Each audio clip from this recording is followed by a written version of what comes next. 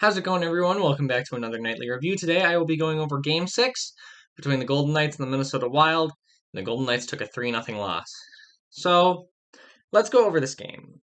Because, well, I was a little busy. So, one, I didn't get to watch the whole thing. I only got to watch the third period.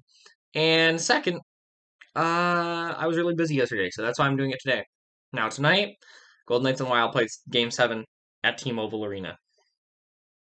Don't know how that's going to go. But this could be the second to last nightly review I do this season. So yeah. So let's talk about some of the talking points of this game. Now we're gonna start with who blame's being placed on for this game because all three goals were scored in the third period. So let's start with Cody Glass. Cody Glass was one of the better players on the ice during this game, numbers wise. And not only that, but Cody Glass should not be defending a 2-on-1.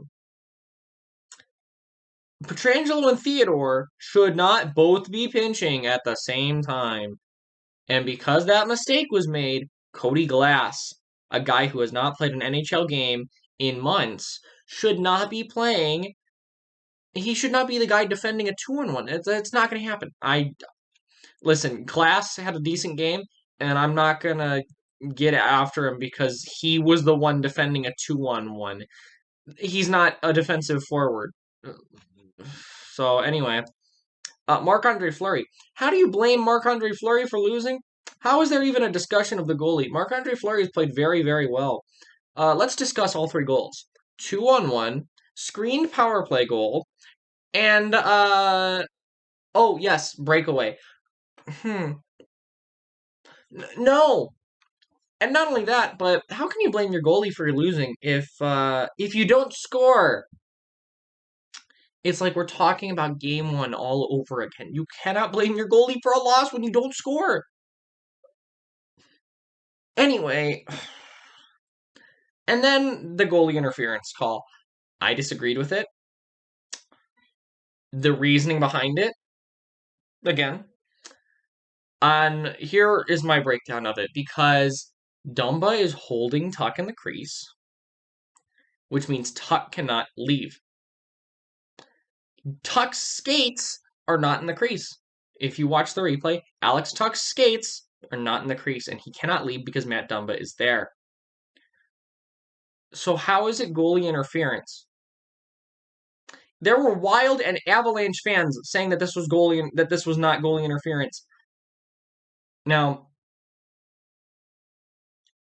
I don't want to sound like a conspiracy theorist, but I won't be shocked if they called this goalie interference only because of two other goalie interference that were called earlier in this series. But listen, I'm not going to complain about refereeing. Notice, I have not complained that much about refereeing in the series because if you lose, it's never the ref's fault. I don't care what happens unless it's something so bad like, Game 7 against San Jose, where they actually have to change the rules of the game after the call has been made because of the call, then there's a problem. But even then, still, you can't allow 4 goals on one power play. Like, there's some lines. Your team still has to play well. You can overcome penalties and power plays. You can. But the refs not calling penalties has been something that I've noticed in this series, and it was really only after the Wild scored that the refs started calling penalties, which was kind of weird, because if you look at the penalties in the game, like the penalties that were called, there was a fight between Martinez and Dumba, I believe, and then the refs started calling penalties, only after there had been a Wild goal. Now, I know one of those penalties was a failed challenge, but you have to call that, so I don't really count that. But the Wild did call penalties after that. So, yeah, I'm not complaining, but I'm just saying what the refs were doing. Because if you complain about the refs, you're probably the losing team. So, yeah. Unless it's, like, legitimately bad. I'm complaining about the lack of calls. And on both teams. And it's been, like, the last 3 games of this series, 3 or 4 games, there have been no calls. And they've only called really overt stuff. And it's weird that they just don't call penalties on teams. And I think that harms the game itself because it allows cheating, basically. It allows people to get away with cheating, players on the ice to get away with cheating. Tripping a guy is cheating. I'm sorry. Slashing a guy is cheating, and holding a guy is cheating. So that's why it's a penalty. So, and it's been on both teams. But you know how you can stop both of those teams from making those plays? Oh yeah, letting them know that you're gonna call them if they do that. So it's just harmful to the overall game experience. I get it, the playoffs, but come on, the NHL, the Department of Player Safety and referees in general, they have to start getting some integrity because this season, especially, all eyes have been on them and they haven't changed. So I think this off season we might see a bit of some stuff talked about NHL refs. So I'll cover that if anything gets talked about. But last thing I want to talk about with this video is that this is the third year in a row the Golden Knights have blown a 3-1 lead. They did it in 2019, where they lost to San Jose in Game 7. Now, they would have won Game 7 against San Jose. I agree with that, had that penalty not been called. However, if you allow 4 power play goals, I don't think you really deserve to win that game. I get they tied it and went to overtime and anything could have happened, but allowing a breakaway in overtime and allowing 4 goals in one game is not a recipe for victory. Then last year they did it against Vancouver. Now they got goalied, but it's also that they couldn't score and they were so low confidence wise that they just could not score.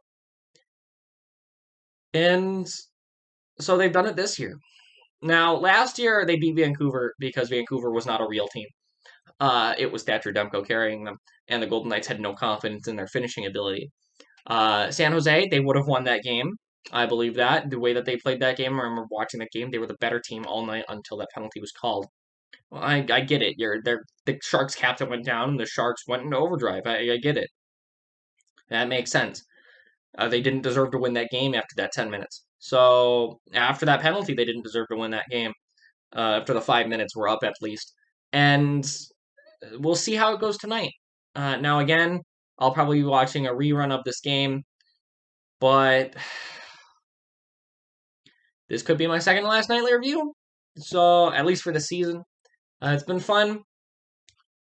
I hope they win tonight. And that's really all I have to say. So, another disappointing game in the series for the Golden Knights. They've been shut out in 2 games so far this series. And tonight, they need to step on the gas. Now, a stat that I hate everyone talking about is, oh, Peter DeBoer's 5-0 in Game 7. He's 5-0 in Game 7. They're going to win tonight. That doesn't guarantee a victory. That does not guarantee a victory whatsoever. That just means Peter DeBoer, he's a good coach.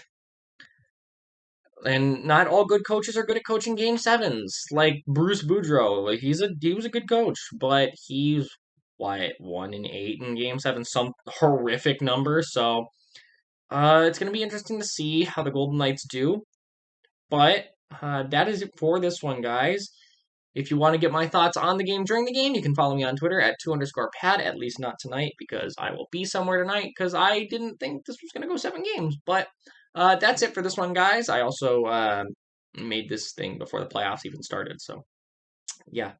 That's it for this one, guys. If you want to get my thoughts on the game, you can follow me on Twitter at 2_pad. And that's it for this one, guys. I will see you tomorrow morning, and hopefully it is happy. So I'll see you then.